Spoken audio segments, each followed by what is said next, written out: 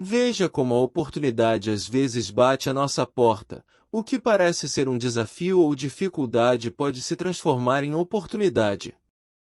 Neste caso bateu à porta de o rei Dom João VI e ele sabiamente tentou transformar em uma saborosa vingança. E vingança é prato que se come frio e este seria servido no ponto certo. Vamos ao contexto depois aos fatos. O ano era 1817, há 9 anos a corte portuguesa estava estabelecida no Brasil fugindo de Napoleão. Mas o próprio Napoleão já não estava mais no poder. Há apenas 2 anos atrás, em 1815, Napoleão Bonaparte caiu após derrota na Batalha de Waterloo e já estava em exílio. Adivinha onde? Na ilha de Santa Helena. Em 1817 explode a Revolução Republicana de Pernambuco em 6 de março. A revolta em uma das capitanias mais ricas da colônia foi motivada pela tributação pesada, após a chegada de Dom João ao Brasil, em consequência da invasão de Portugal pelas tropas napoleônicas.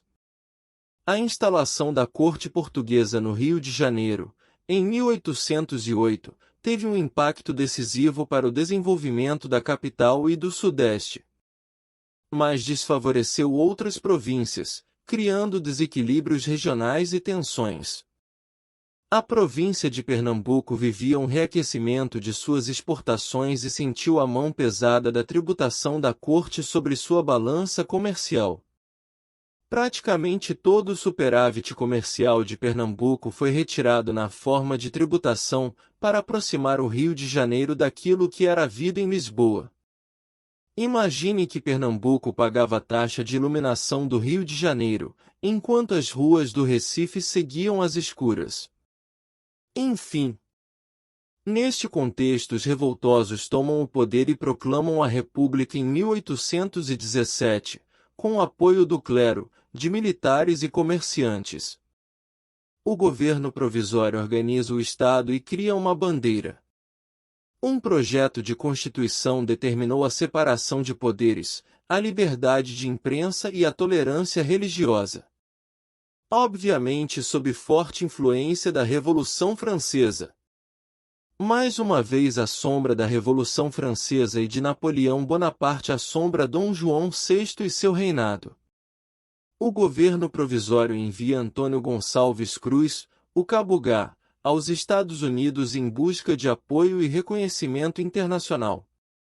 O embaixador da Nova República não obteve a ajuda necessária do governo americano, mas despertou a simpatia de bonapartistas que estavam exilados na Filadélfia, entre eles José Bonaparte, irmão do ex-imperador francês. Nos Estados Unidos estavam cerca de 1.000 oficiais franceses bonapartistas de várias patentes que tinham partido para os Estados Unidos, humilhados com a exclusão do exército e com a perspectiva de viver a meio soldo, poucos meses depois de Waterloo. Além de buscar novas oportunidades, boa parte dessa gente continuava a sonhar com a volta do imperador, nem que fosse para reinar em algum pedaço das Américas. O José Bonaparte, irmão mais velho de Napoleão, também estabelecido nos Estados Unidos, viu em Cabugá e em sua embaixada a oportunidade de libertar seu irmão. Surge então o plano para libertar Napoleão Bonaparte da ilha de Santa Helena a partir de Pernambuco. O plano fora concebido por José Bonaparte e dele teria conhecimento o próprio Napoleão, que enviara cartas geográficas detalhadas da ilha. $1 milhão fora disponibilizado pelos bonapartistas para as despesas da expedição que teria como base Fernando de Noronha. Ali se reuniriam 2 escunas com aproximadamente 80 oficiais franceses e 700 marinheiros americanos contratados, além da contratação do famoso almirante Cochrane que, além de participar, iria preparar e armar pessoalmente a expedição contendo a bordo 800 marinheiros e 200 oficiais. Os navios seguiriam com destino a Santa Helena, atacariam a ilha por vários lados e resgatariam Napoleão. Não é preciso dizer que Cochrane, que nada tinha de bonapartista, só estava nessa pelo dinheiro. Seriam 2 navios para a execução do plano. Um sairia na frente para preparar o terreno e o outro sairia depois levando as armas e os soldados. No dia 15 de junho de 1817, o primeiro dos navios preparados, o Paragon, saiu da Filadélfia, trazendo um grupo formado pelo coronel Paul Albert Marie de Latapie, Louis Adolphe Le Doucet, futuro conde de Pontet-Coulant, e pelos soldados Arton e Howlett. Quando chegaram a Natal, descobriram que a Revolução Pernambucana já tinha sido subjugada. Traçaram um plano B. Eles sabiam que poderiam contar com o novo cônsul dos Estados Unidos no Recife, o comerciante Joseph Rey, perfeitamente informado da conspiração. O conde de Pontet-Coulant apresentou-se em Natal como naturalista e, sendo homem refinado, de vasta cultura e de grande charme pessoal, logo estabeleceu amizade com o governador daquela província, obtendo o passaporte para poder circular livremente por todo o Brasil. Seus companheiros que preferiram seguir para Paraíba não tiveram a mesma sorte. Quando ali chegaram, foram logo detidos e enviados para o Recife.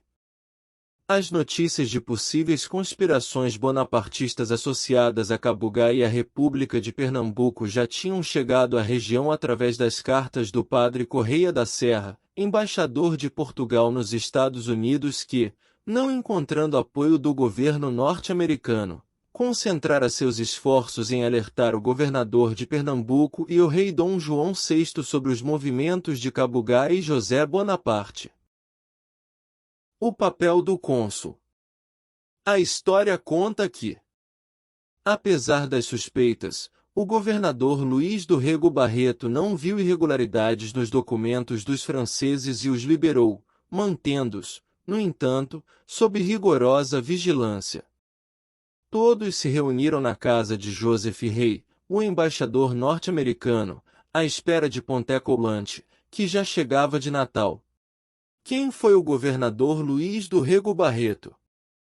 Destacou-se como jovem oficial nas guerras napoleônicas ao combater ao lado dos ingleses contra as tropas francesas em diversas batalhas, inclusive tomando a liderança em vários combates. Ganhou a fama de competente, porém violento e autoritário. No Brasil, Dom João VI envia para reprimir o sentimento de rebeldia que caracteriza os pernambucanos. Sufocou a revolta da República de Pernambuco, aterrorizando o povo pernambucano ao promover enforcamentos, esquartejamento de corpos, fuzilamentos, mortes por fogo, profanação de cadáveres e estupros. Muitos dos indivíduos executados eram padres e pacíficos homens de bem. Considerado o mais odiado, virou governador. A história deste governador e deste período é outra merecedora de vídeo, pois depois tomou tiro a queima-roupa em atentado, não morreu, enfrentou uma revolta popular contra sua pessoa, e o rei só apaziguou as coisas concedendo eleições livres, o que trouxe os revoltosos ao poder de volta, e colocando mais um governador português para correr de Pernambuco, o que já era tradição naquela capitania. Talvez a Revolução de Cabugá não foi tão fracassada e Dom João VI não é o tolo que tanto falam. Continuamos na história, mas não esqueçam, o governador não era um tolo. Além de possuir informações do embaixador português sobre os planos dos estrangeiros, também é um profundo conhecedor dos franceses, além de administrador. O coronel Latapie também deve ter estranhado o comportamento e também deve conhecer seu oponente, por isso tomou uma atitude que inesperada pelos seus companheiros. Mas, 2 dias depois, por iniciativa própria, o coronel Latapie foi ao governador e relatou os verdadeiros motivos de sua viagem. Ele e seus companheiros tinham vindo ao Nordeste por ordem de José Bonaparte, para estudar o terreno e averiguar as possibilidades de, dali, procederem ao sempre sonhado resgate de Napoleão. Luís do Rego sugeriu, então, que o próprio coronel fosse ao Rio de Janeiro contar essa história às autoridades. A atitude de Latapie deixou em maus lençóis os companheiros que continuaram no Recife. A proteção que lhes deu do cônsul americano foi decisiva para que se mantivessem em liberdade. No entanto, em fevereiro de 1818, chegava à costa da Paraíba o segundo navio contratado por Cabugá, o Penguin, trazendo a carga de pesados armamentos. A situação se complicou para o cônsul Joseph Rey, que teve a casa revistada e viu seu secretário, que não tinha imunidades diplomáticas, ser submetido a interrogatórios bastante reveladores. O soldado Arton tinha acompanhado Lapati ao Rio de Janeiro, de onde de lá partiram para a Europa. O soldado Howlett foi preso, e só com a ajuda de Joseph Rey conseguiu fugir da fortaleza de Brum. Foi para o Rio de Janeiro e, percebendo que ali também teria dificuldades, seguiu para Buenos Aires, de onde participou com destaque nas campanhas pela independência da América Espanhola, morrendo no Peru em 1829. Ponté Coulant nada sofreu, mas também teve que deixar o Brasil, fazendo depois, na França, uma longa e bem-sucedida carreira de autor de livros sobre música e sobre a fabricação de instrumentos musicais. Da documentação existente a respeito desse episódio, ressalta o cuidado maior das autoridades portuguesas com os suspeitos estrangeiros, especialmente os de mais elevada patente como Ponté Coulant e o general Latapie. O governador Luís do Rego Barreto, em seu relatório, conclui que, a seu ver, a presença de bonapartistas franceses no Recife fora mais uma questão de oportunidade do que de real comprometimento com os improvisados revolucionários pernambucanos. Isso se comprovava pelo fato de que os contatos internacionais para buscar apoio só foram iniciados depois do 6 de março. As dúvidas de Luís do Rego se concentravam sobre o verdadeiro papel que o cônsul dos Estados Unidos tivera no desenrolar dos acontecimentos. Ele desconfiava das reais intenções dos norte-americanos com relação ao Recife. Se oficialmente, não interessava ao governo dos Estados Unidos se meter com os assuntos do governo português, com o qual tinha bons contratos comerciais, também não lhe cairia mal ter na América do Sul uma república amiga que lhe acenara com a abertura total de seu mercado. Manter na praça do Recife um agente que pudesse informar a seu governo sobre as reais oportunidades que se apresentassem era uma situação muito conveniente para os interesses dos norte-americanos. Coisa que o governador português tratou logo de mostrar que não teria vida fácil um observador em suas terras ao dar uma batida e revista. O estratagema para pegar o Napoleão em solo brasileiro. Não se sabe exatamente quando Portugal ficara sabendo da conspiração de Cabugá em colaborar em libertar Napoleão, mas o fato é que Portugal estava informado das tratativas de Cabugá e José Bonaparte, o que indica que os ingleses deveriam manter vigilância constante sobre a família dos Bonaparte na América e deve ter informado sobre a presença do representante da revolta de Pernambuco. Quando o padre Correia da Serra, o embaixador de Portugal, envia as cartas ao governador de Pernambuco informando o ocorrido, o Serviço de Inteligência de Portugal já estava com controle total da situação. E como todo trabalho de inteligência, quanto menor o número de pessoas a saberem do projeto, melhor. E para quem é de fazer piadas sobre o serviço de espionagem do rei de Portugal, assistam os vídeos sobre o tema. Os espiões de Portugal souberam da invasão da Rússia, antes mesmo dos principais oficiais franceses. O Serviço de Inteligência de Portugal é um serviço de excelência. Enfim, em posse de um serviço secreto de excelência, com a informação de que seria usado seu reino como base para uma expedição para libertar um preso de seu aliado, este que invadiu barbarizou e lhe obrigou a fugir de seu próprio reino. Agora, recapitule a história toda, e reveja alguns detalhes. O almirante Cochrane contratado, faz todo o preparativo, mas não embarca na expedição.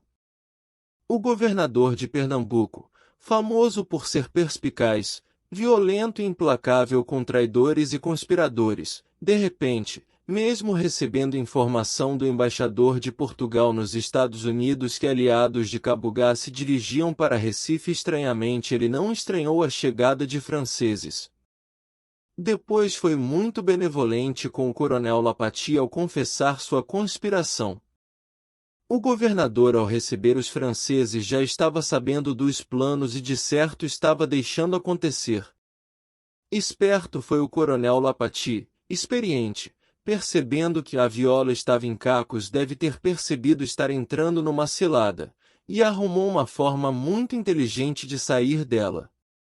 Depois de confessar seus planos e ter ordens de ir se reportar ao rei no Rio de Janeiro, tratou de sumir do teatro de operações e evitar cair nas mãos dos portugueses que, sabia muito bem, que são duros principalmente aos oficiais que até poucos anos atrás estavam a arrasar seu país. Mas enfim, foram saindo um a um e o estratagema para pôr as mãos em Napoleão Bonaparte acabou não acontecendo. Os bonapartistas devem ter abortado a operação, afinal, se Napoleão fosse pego pelos portugueses, a culpa seria inteiramente dos próprios franceses. O que teria acontecido com Napoleão Bonaparte se fosse detido em Recife o Fernando de Noronha em 1818 numa tentativa de fuga e levado ao Rio de Janeiro à presença de Dom João VI? O descobrimento de Portugal. Epa, aua! Calma lá! Espere um momento. E quem ficou com o restante do $1 milhão para a libertação dele?